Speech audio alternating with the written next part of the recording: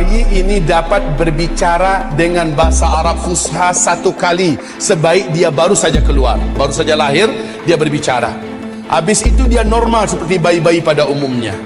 Apa kata bayi laki-laki ini? Berbicara dengan bahasa Arab yang fasih. Dia berkata, tolong terjemahkan kalau ada yang tahu.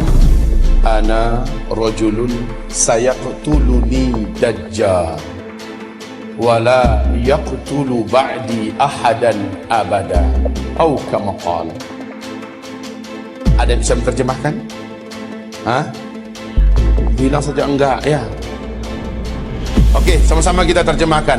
Ana apa? Itu bisa. Rajulun, seorang lelaki, sayaqtuluni dajjal, yang nanti akan dibunuh oleh Dajjal.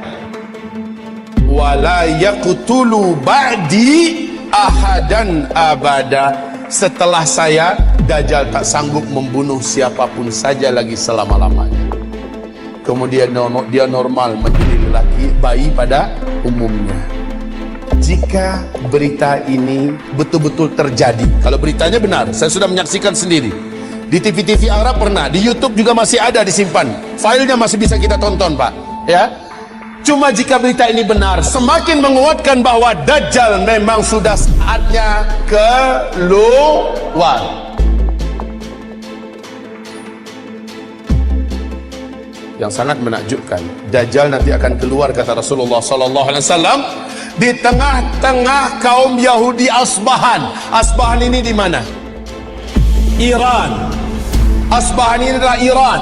Dajjal akan keluar di tengah-tengah Yahudi Asbahan, dan bersamanya ada 70.000 tentara elitnya Dajjal dari Yahudi Asbahan. Berita untuk Bapak Ibu semua sekarang terbaru bahwa di Asbahan sudah terkumpul 70 lelaki yang tegap-tegap, muda-muda dengan pakaian khas Yahudi, dan mereka sudah membuat senjata-senjata manual dari besi-besi terbaik di dunia berjumlah 70.000 orang. Kondisi ini makin menguatkan keyakinan kita memang Dajjal sudah sangat.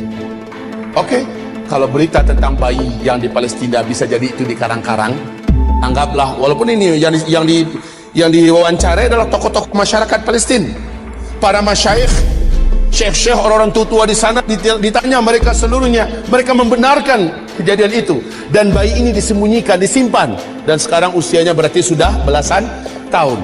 Jika ini hak, jika ini benar, maka semakin menguatkan. Jika ini bohong, palsu, bisa jadi ya, bisa jadi ini di karang-karang.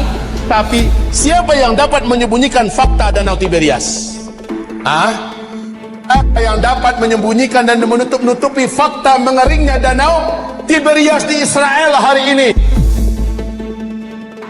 Siapa yang dapat menyembunyikan fakta berhentinya berbuah kebun kurma Baisan yang selama ini tidak pernah berhenti berbuah? Hari ini sudah. Subhanallah. Kaum muslimin, sangat dekat Dajjal ini akan keluar. Dajjal berapa lama? Enggak lama. Kata Rasulullah hanya 40 hari. Setelah dia lepas, dia hanya berumur 40 hari. Satu harinya yang pertama kamu hitung 1 tahun. Satu hari kedua kamu hitung 1 bulan. Satu hari ketiga kamu hitung 1 minggu. Hari-hari yang tersisa yaitu 37 sama dengan hari-hari kamu biasa. Maka kalau di total setahun 2 bulan 2 minggu saja, Dajjal pun habis. Siapa yang menghabisinya? Inilah tanda besar kiamat yang ketiga. Jadi sangat dekat ya. Dajjal itu hanya sebentar. Yang ketiga adalah turunnya Nabi Isa alaihi salam. Turunnya Nabi Isa alaihi salam. Di mana turunnya? Di Suriah, di Damaskus, di Masjid Putih yang ada menara putihnya. Dan menurut Syekh Al-Hafiz Ibnu Katsir, dianya adalah di Masjid Jami' Amawi, masjid peninggalan dinasti Bani Amawiyah yang ada menara putihnya, dan itu di Damaskus. Masjid itu sampai hari ini masih utuh, menaranya masih oke. Allahu Akbar. Jadi Nabi Isa turun nanti di Masjid Jami' Amawi, bukan Isa Habibullah yang di Jombang.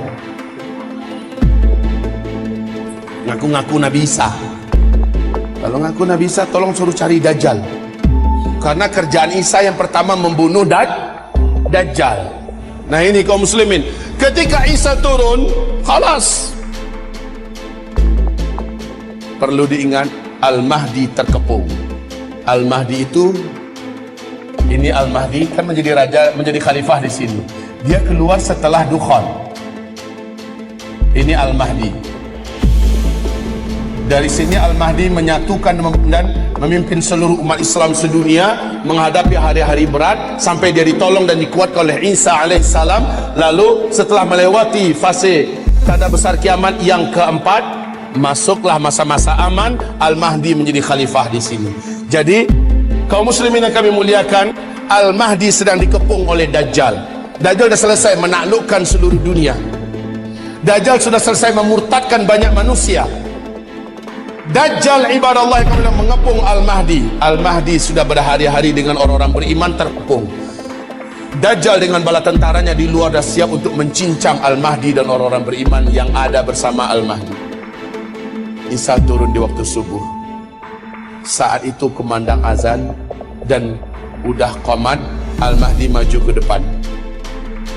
Tiba-tiba seluruh mata tertatap ke arah langit. Satu titik cahaya yang indah turun. Dua malaikat dengan bersayap sedang turun di tengah-tengahnya Nabi Isa, dan Nabi Isa meletakkan kedua telapak tangannya di atas bahu masing-masing. Turun dengan indahnya. Rambut Isa sebahu panjangnya, seperti orang baru mandi basah. Menetes-netes kelihatan. Wajahnya sangat rupawan dan sangat membuat orang jatuh cinta. Isa sangat indah. Turun. Ketika Isa turun, dua malaikat kembali naik. Al-Mahdi langsung mundur mempersilakan Nabi Isa untuk menjadi imam solat subuh.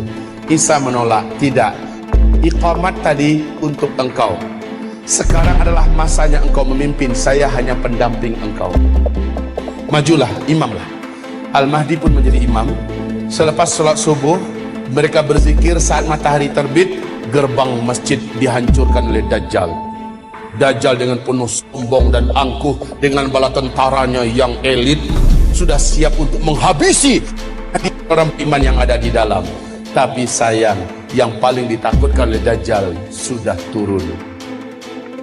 Nabi Isa berdiri, langsung berhadap-hadapan dua tokoh legendaris akhir zaman ini.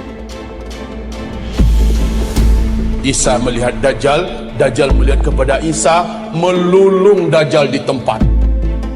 Melulung kesakitan seperti orang sakaratul maut. Sebab apa? Ada kekuatan yang diberikan oleh Allah kepada Isa yang menyebabkan Dajjal tidak mampu bertahan. Dajjal meleleh, kata Rasulullah, seperti melelehnya garam yang dimasukkan ke dalam air yang panas. Wallahi, kata Rasulullah, kalau Dajjal bertahan di tempat berdirinya, pasti dia sudah akan menjadi cairan di lantai. Tapi Dajjal langsung lari dengan kekuatan yang dimilikinya, langsung menghilang. Tapi qadarullah, Isa Allah berikan kemampuan di atas Dajjal. Di mana saja Dajjal lari, kemana saja, Isa udah nunggu di situ. Hah? Mau kemana boy? Lari kemana saja udah ditunggu oleh Nabi Isa. Terakhir di pintu Lut, Dajjal dibunuh oleh Isa. Pintu Lut ini di Palestina, ya, di Palestina.